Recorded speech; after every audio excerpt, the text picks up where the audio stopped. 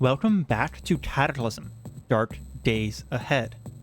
Aiden is waterlogged and wide awake after his harrowing trip through a zombified aircraft carrier. Only a short distance away is our long-awaited goal. Hopefully it will be worth the effort, since our narration keeps hyping it up. Or at least we will learn some lore about Cataclysm. Aiden is slowly rowing away from the aircraft carrier that we just previously dangerously and recklessly explored, moving off into the lake. Our next destination is likely going to simply be this distant image that we had in our mind of a place that we can find more information about the exodii and perhaps more information about ourselves. We will still be looking for other points of interest out here on the water, but I just feel like the chances that we find two things as interesting as that seem very low. We are seeing a lot of dinosaur zombies though, so we do still need to take our time. We have managed to get vehicles 1 by piloting this. Those guys are a little bit closer than I want them to be. Ideally, I want them to be miles and miles away from me. Despite all of the excitement of this morning, it is still only 7 a.m. There's a water strider currently distracting an Allosaurus. I think we can head north here and sort of skirt between multiple groups of dinosaurs. Yeah. All of these dinosaurs are zombies. I wonder if, because a lot of these are land dinosaurs, I wonder if they drowned. They tried to escape the zombie hordes out in the water, only to drown and become part of the hordes themselves in a strange twist of irony. Aiden sees a few more of those pteranodons, and I don't know if those are hostile. So, to be honest, they're predators, right? There's another named zombie over there. We are really skirting between two groups of zombies here, and that one's sort of moving towards us. So, are all of these slower than us? Whatever this American ammo named zombie is about as fast as us. So we need to watch out. Ooh, fog. That's actually very useful to us. The fog is great. It lowers our vision, but it also lowers their vision of us. We can't see things from as far away, sure, but I think honestly, in the grand scheme of things, the fog is a good thing because we know Aiden has an idea, like a beacon in his mind of where he is heading. So we know our heading. We don't have to worry about knowing where to exit this lake. More pteranodons. Okay, let's head south. So the major concern here is simply avoiding things. We haven't seen any other points of interest on the lake yet. And crossing this has been, after we left the incredibly high danger of the aircraft carrier, it has been otherwise a fairly peaceful journey, an almost meditative journey, as Aiden's mind ends up racing across thoughts of what we could potentially find on the far shore. We know nothing about the exodii. We know that we were told to seek them, and we were given this black crystal. Perhaps it has something to do with psionics. Perhaps it has something to do with the Cataclysm in general. Perhaps they're not even going to be friendly. They may be hostile. They may be the cause of the Cataclysm. All of these things and more Aiden is considering as he canoes across the ocean. Or at least what he feels like is an ocean with how freaking huge this lake is. I think we must be farther out. Okay, where's that pteranodon? Far to the west, okay. We must be farther out in the water now because we're seeing a few less zombies. And as I say that, we do see a sauropod zombie, which is chasing a bird directly towards us. We're going to move as far north as we can, as quickly as we can there. Whew. Okay, so the fog has some downfall to us after all. We know that this distant location is not the exodii. We do not feel like the exodii is our final destination, at least not today. But we do know that this distant location is going to be pivotal in Aiden learning more about the exodii. Oh, that's a Seat zombie. I need to go slower. Slow down, back up, and go north. Someone suggested that we get a electric motor and put it on here to basically make an electric boat. Now that we know that this aircraft carrier is here, I do think making a stronger and more powerful and more long-term boat seems like a great idea. We'll probably leave paddles on the boat in order to be able to move it still. I did also notice that The boat must weigh more because we're only going 5 miles per hour now instead of 6. So the weight matters whenever you're pedaling it, I assume. But with an electric motor, we can probably go 30 or 40 miles per hour, and we can make crosses across this lake much, much easier. Okay. The fog has disappeared. There's an armored Issy in the distance. And it's still a zombie one as well. So we're going to head directly... Okay, we have some Pteranodons to the west. Still don't see any other points of interest out here.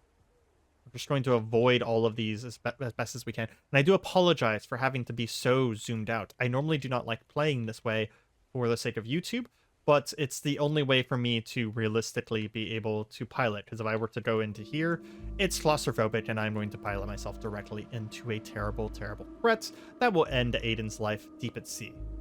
We're so close now. We can see it in the distance. We can also see a bunch of very scary looking zombies in the distance too. Okay, so we'll keep turning. It does seem like... Is that coming towards us? Doesn't matter too much because it is slower than us. It is not coming towards us. Okay, we've lost it off to the northeast. If you're curious how I'm tracking that, this compass down here shows you where things are using their initials. And if it shows up, I believe it's red, then they are hostile to you and they're currently seeing you.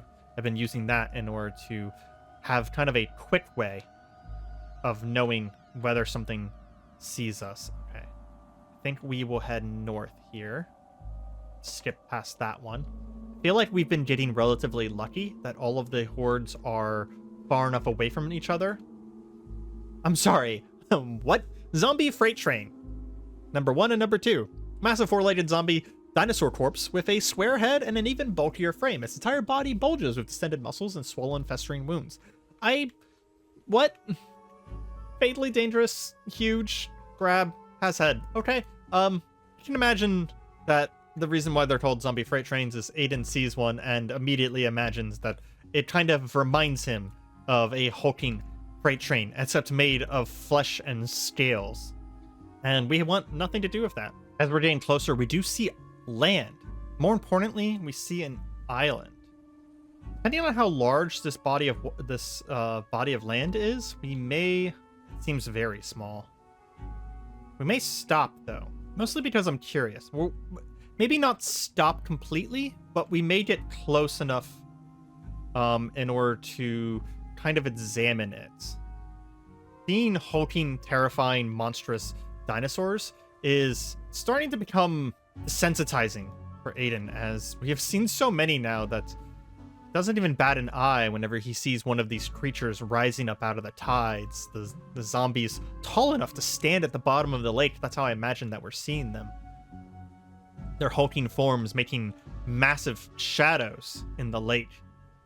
Their size alone making them large enough that they can simply walk above it. You see, wait, a living Ceratosaurus. Interesting. A living Pteranodon. I don't know if it's going to live for long. Ah, yes. Speaking of, it's dead. There is a massive death over there. Oh, is that the coast? Lakeshore. Oh, okay. I know the island is close by, but our destination, this burning beacon of knowledge in our mind, is even closer. I simply must know. Aiden must know what it is. We are seeing a forest. Lakeshore. We're going to have to find a good place to land. Landing in the forest might actually be a good idea. Well, I say that, but there is an absolutely massive horde of zombies in our way. Hold on. We're going to go farther south first. Apparently we have traveled 4,800 squares at sea. Nice. We are properly a sailor. It looks like there's some swampland to the south. Aiden knows well enough to avoid swampland. It seems like water of any kind, large bodies of water of any kind, seems to attract zombie dinosaurs. The forest would probably be a very good place to land because we're going to guarantee ourselves to have some coverage. Even if there's like a small horde in the forest, simply moving between the trees would probably give us enough coverage in order to run from anything that might chase us. These named dinosaurs are truly terrifying. We are so close now. The forest is blocking our sight of our destination, though. Okay. So we're going to pull the same trick as last time. What is a mossling? It is not hostile. A dog-sized mass of lichen and plant matter ambling about it on a series of short limbs. It looks around the forest floor for fallen leaves to eat. Just a bit of out-of-game information. I did record this episode and the previous episode at the same time, so if you've given me any tips last episode, I have not been able to apply them yet. It being the holiday season, I had the time. Okay, we're going to come into about here, slow down, stop driving, make sure we remember the vehicle position. I am going to take some of our food with us because we don't know how long we're going to be out here. And make sure that does look like our thing is full. I think, can I put this in here? Unable to fit. Okay. We have our axe out. But I'm actually going to eat a little bit of food because it's summertime. So we should be able to pick food on our way. And we're going to go ahead and turn on safe mode and start heading through the forest towards our destination. Aiden is wrapped with anticipation. He doesn't know what to expect from this place that he saw during the throes of the portal storm, the dreams that he was given afterwards. He knows not what he is in store for. There's just a hole in the ground. As I've said before, we know that this is going to be able to be a place that grants us information about the Zodi. And we are so close now. It feels like it's been forever since we learned of this location, and we have finally arrived. Ahead, he sees massive concrete walls, a lake flowing out of one side of the building, and stained glass windows. He whispers to himself, "What the hell is this place? This is not a place that feels like it belongs in the Cataclysm, as the name of it seems familiar in his mind, in his dream. We found a forge of wonders. And there's a giant stag beetle to the south. We're going to avoid that. Turn off save mode for a second. And turn it back on. Ahead, guarding this building, we do see a Forgeborn, the most elaborate, gaudy, and overwrought clockwork creature that you've ever seen. Each one of its face designed in a mask displaying a single emotion. Blades extend from its wrists in combat. But they don't seem hostile. Knowing that this is maybe not a good idea, we are going to go ahead and store our axe. We don't want these to think we are hostile. We open the front door. It seems like we're welcome. We see a dwarf and bracken, whatever the hell that is. This place is interesting. Is anyone here that we can talk to? Who are you? Valzane of Siam, Forge Lord. Let's talk. Welcome to the Forge of Wonders. What are you doing here? Well, here and now, I am the law. And the law is that people purchase my goods. They take them out into the world and they die. Or they return to buy more of my goods. Either way, I write poetry about them. Good day. I have some stories for you? Excellent. What new stories have you wrought me? Nothing. Let's trade. So we do know... I'm gonna go ahead and say that Valzane probably tells us this, because realistically, the game never tells you this. But Valzane pretty much only... Like, if you look at all of our items here, none of them are really worth... Our tactical backpack's worth something, but I'll tell you why in a second. Nothing's worth anything, right? Which is strange, right? Because if you go and look at an item, okay, that's a bad example. You don't look at an item, the barter value is $3, but Valzane only wants it for 8 cents. However, there is an exception. There are denarii. Denarii are a changeable currency that always cost 25 to buy from Valzane and the Forge of Wonders, and always cost 25 to sell to Valzane and the Forge of Wonders. Valzane himself is not a good person to sell to, because he doesn't buy anything for anywhere even remotely close to its price. But he does sell wonders. Truly wondrous items, magical items that can do things that Simply nothing else can. And there are a few things that I would be interested in finding here. Specifically, a Ring of Strength. A Ring of Strength +3 would be amazing, but even +1 would be a significant boon for Aiden, as he is very weak. However, that costs 1900, and looking at our 13 denarii, we only have about 325 as it is right now. This would be a good time to potentially learn, for example, the fundamentals of Technomancy. That would give us a few very nice spells, including Knife Shot, which is a spell that I would very much like to play with, and Technomancy is something that very much interests Aiden as far as all of the magic is concerned. The other one that might be interesting to us would be something like Lightning Bolts. Lightning Bolt as a Storm Shaper spell, or Wind Running, which would give us more stamina. I'm going to have a quick out-of-game note here. Wind Running has a special interaction with psionics, and I do not mean like the two mods have an intended interaction. I mean more of the fact that Wind Running does something for a scion that is very synergistic. It is actually so synergistic that I worry it might make our run very easy for a very long time. I am specifically not going to buy Wind Running right now. However, I'm going to leave it open to my comments section and the people who are watching to know how powerful you would like us to be via magic. We've already played Vellum, a wizard, in a past, and he was very powerful via magic. Wind Running would give me stamina regeneration to an absolutely insane degree for a very short period of time, meaning that we'd be able to repeatedly and consistently use our psionics. It would probably be better because of our power of our psionics than almost every single spell in the entire game for us. That's how strong it would be, because on top of everything else, it's also a very cheap spell, costing less than 100 mana at high levels and lasting a very long time, upwards of 5 to 6 minutes, which, if you know anything about Cataclysm, is an entire fight. We'd be able to use our psionics constantly.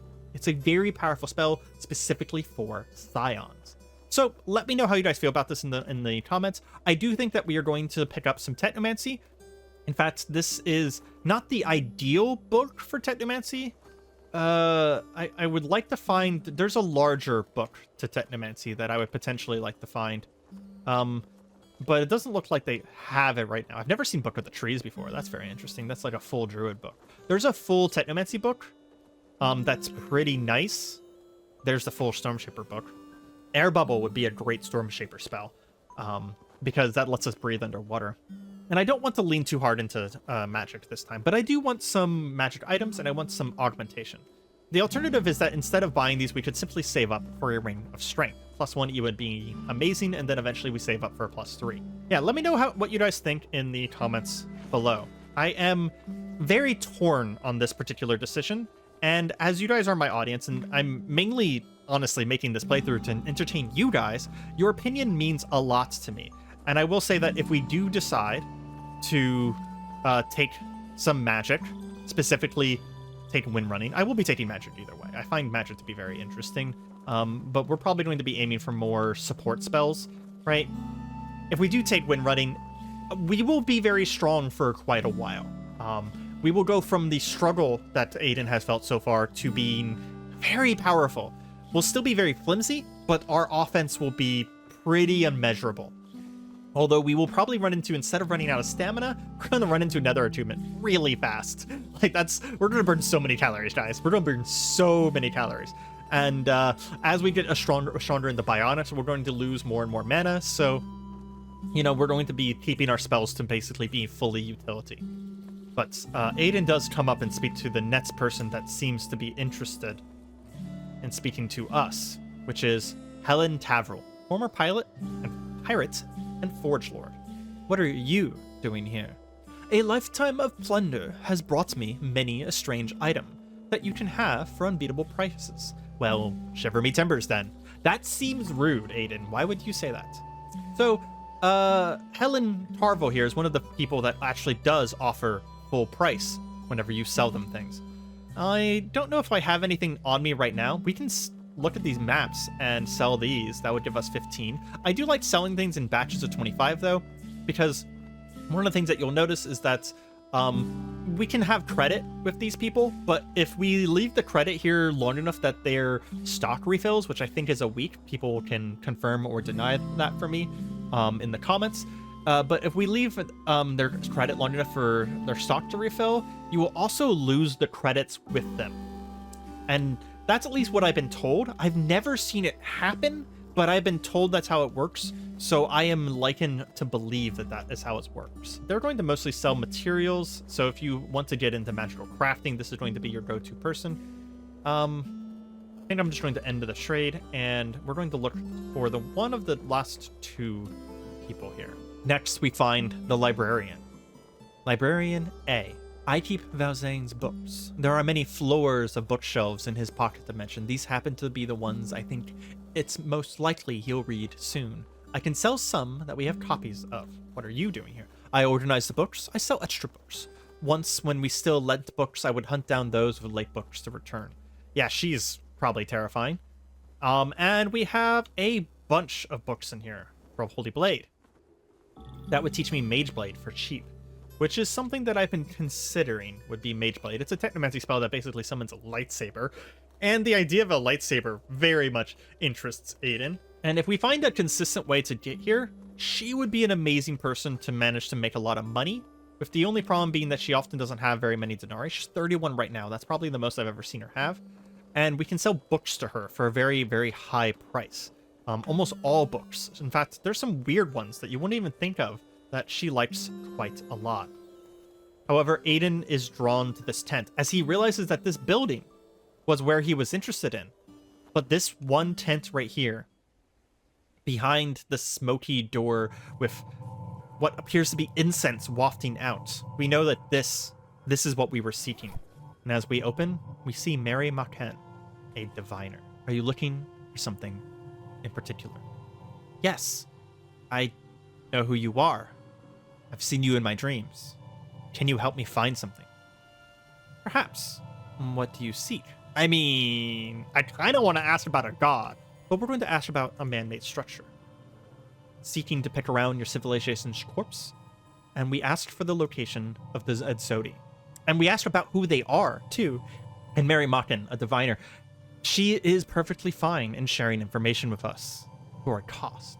But she'll tell us a little bit at first.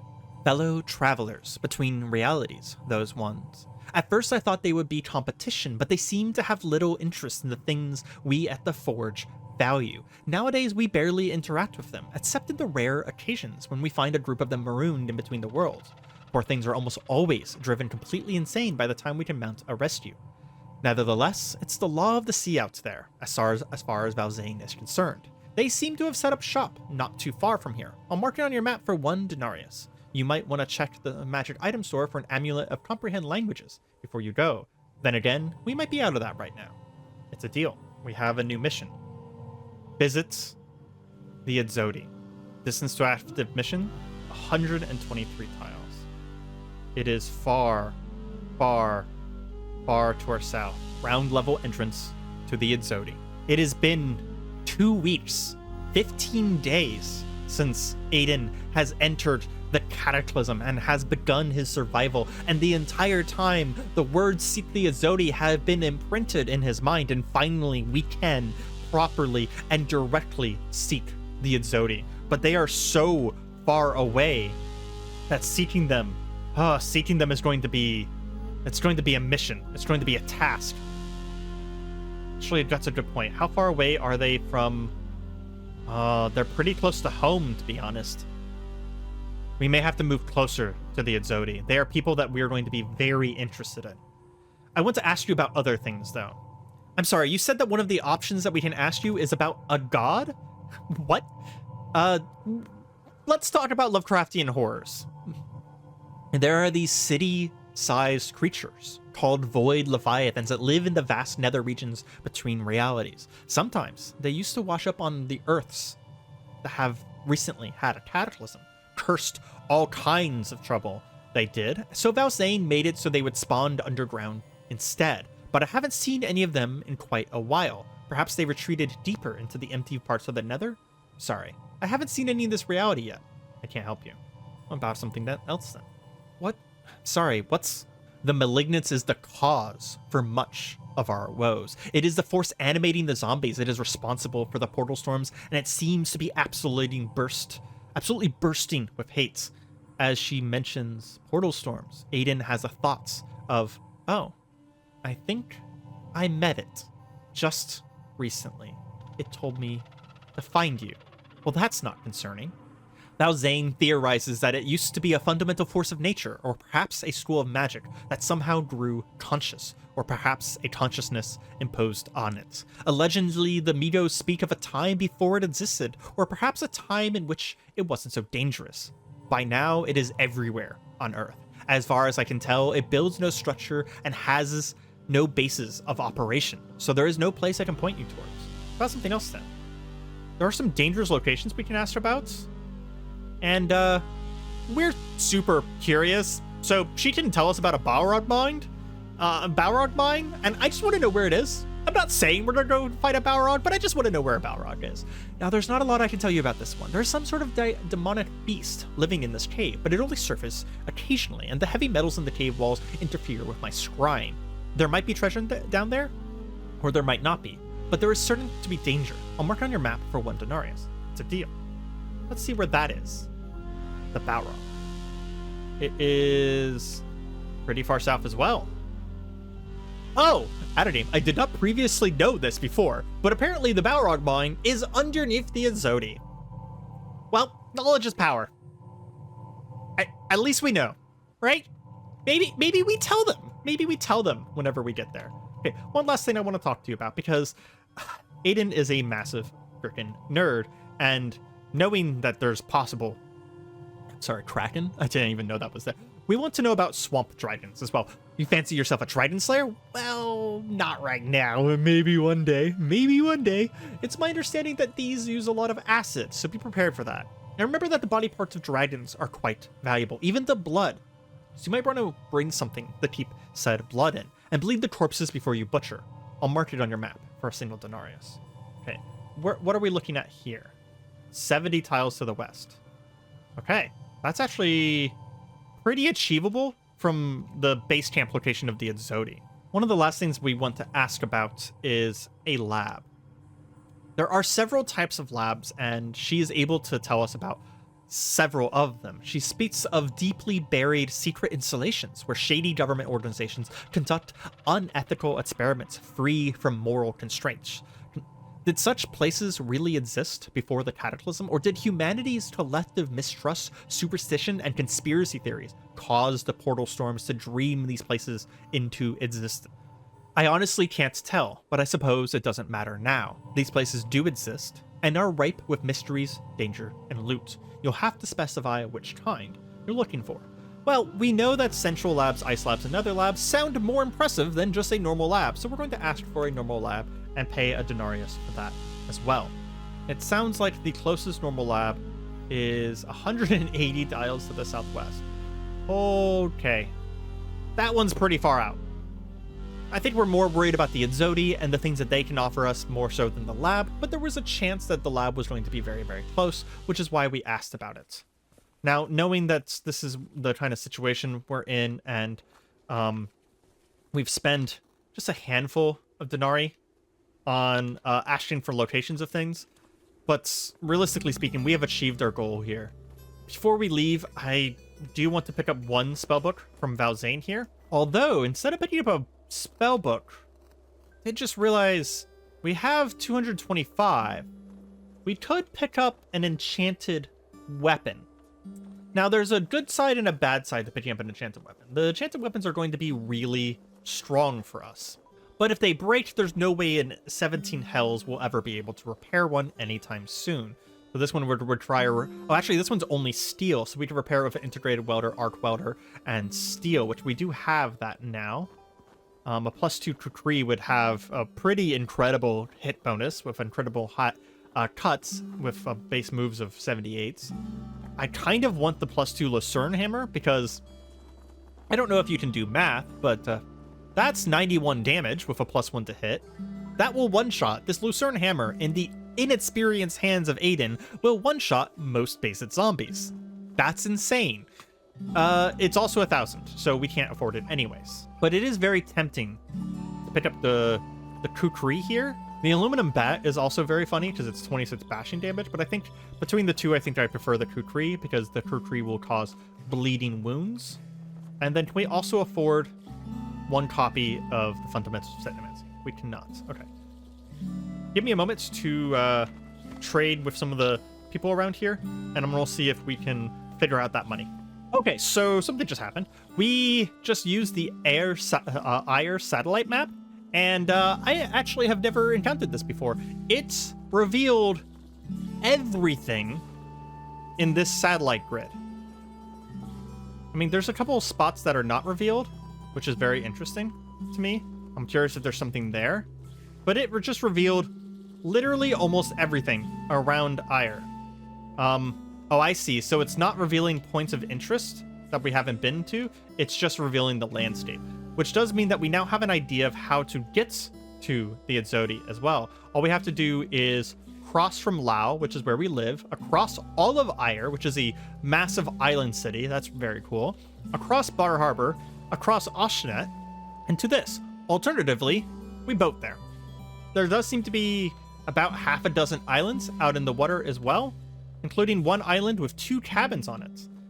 I've been bouncing around the idea of having an island home, and the idea of an island home with 2 cabins on it might actually be something worthwhile checking out. And the fact that these are also unexplored tiles means that there's stuff there too. So I think after this, the next destination may be to go south. What is that? A freshwater research station. That's also very interesting. Go south and investigate all these water locales, if possible, on the way to the exodii.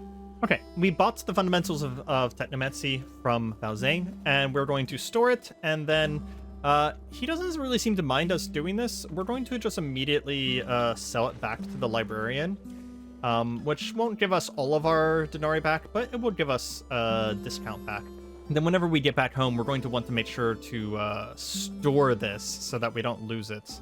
Otherwise, that would actually have been a waste to some degree. Yeah, we bought it for about 90 and we can sell it for about 30. And we'll go ahead and anytime you want to trade with these, you'll want to press the plus button to get some denarii. And we left 9 credits in there, but there's a good chance that we'll probably be back for more. One thing that I have realized that we could do if we wanted to is that Aiden does see that there is a small town just nearby here. We could loot it for books and food and like basic supplies, and then come back and sell those books at the forge here until we get 1 or 2 items that we want before leaving. That might actually just be a very good idea. How much room do we have in our backpack right now? Not a lot, to be honest. You know what? Let's just go ahead and do it, though. We'll equip our Crash Axe, which does do 30 damage, so it's much better than our spear. And we will move into town. We're not going to take the moment to learn any of our spells yet. Magic is not a high priority for Aiden. He finds it funny and interesting to learn magic, but... Ooh, an acidic ant. Small dog-sized mutant brown ant with a swollen abdomen that ends with a small orifice at the tip. It's currently not hostile, but we don't know if it's going to be hostile in general. We do see a tough zombie, though. And more acidic ants. We're going to let the tough zombie come out to us, lure it out into the forest here, because we don't know how many... Ooh. The acidic ants are killing the zombies, though. It's great to see. We went in to attack with the axe, just trying it out, and we immediately got bit for it.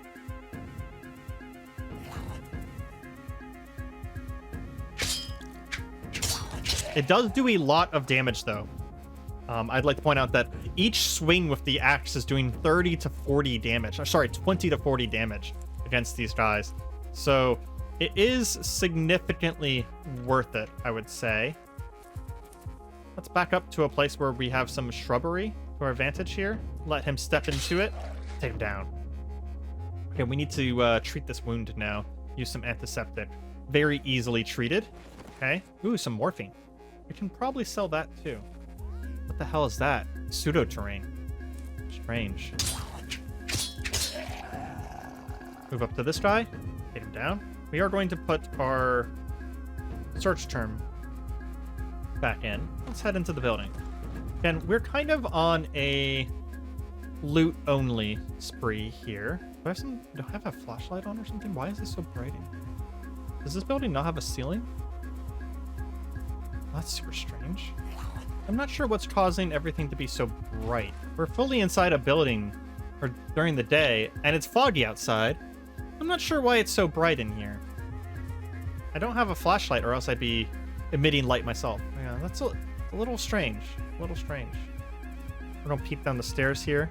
I don't see anything immediately. We do see this boomerang here.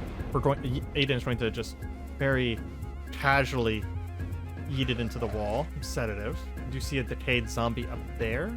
Some Kevlar shears. Some welding wire. It's very nice. Kevlar shears gives us some pretty nice stuff. That's a lot of welding wire. Holy crap. There's also a charcoal smoker here. I'd very much like to be able to take that, but it's too heavy. And okay, this dog is a bigger problem as Aiden spots it coming in at the last moment and shoves it back into the window that it came from.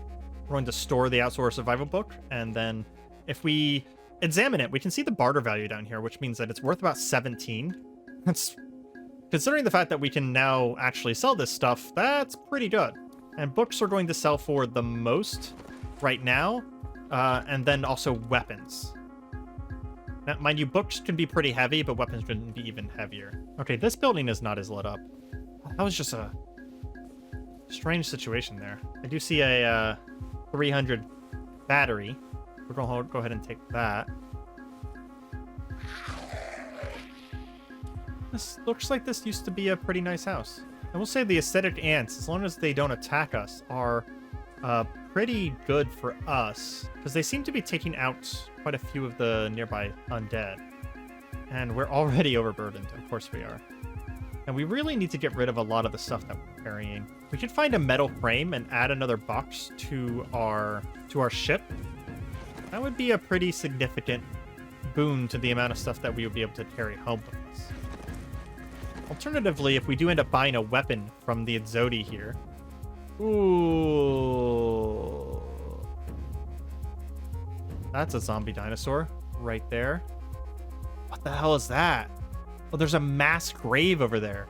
Well, fuck, we just don't want to mess with that. Aiden is going to start running and get away from that zombie dinosaur. Hopefully, we saw a bunch of guards at the Forge of Wonders. Hopefully, if something does end up following us back to the Forge of Wonders, the Forge itself and their guards may be able to assist us. Maybe be able to assist us in fending off whatever comes with us. I think we're going to sell the morphine to the pirate, which is not a sentence I've said before, but doesn't really surprise me too much. I just feel like she's going to have more to do with it. Oh, she actually doesn't care too much about it. It's only $1.30. Well, let me surprised. Well, we'll just head over to the librarian then. We only ended up getting 1 dinar off of her for all of that, so I do think that it's going to be quite a bit of a struggle to get stuff, but we do see, as we have explored the area a little bit, that there is a limo shelter here. There's a goblin encampment and an anthill. Seeing the goblin encampment, we wonder that since the Forge of Wonders is a more magical, more medieval place, perhaps visiting the goblin encampment might be a better idea. Maybe we can sell the items that they have there for more.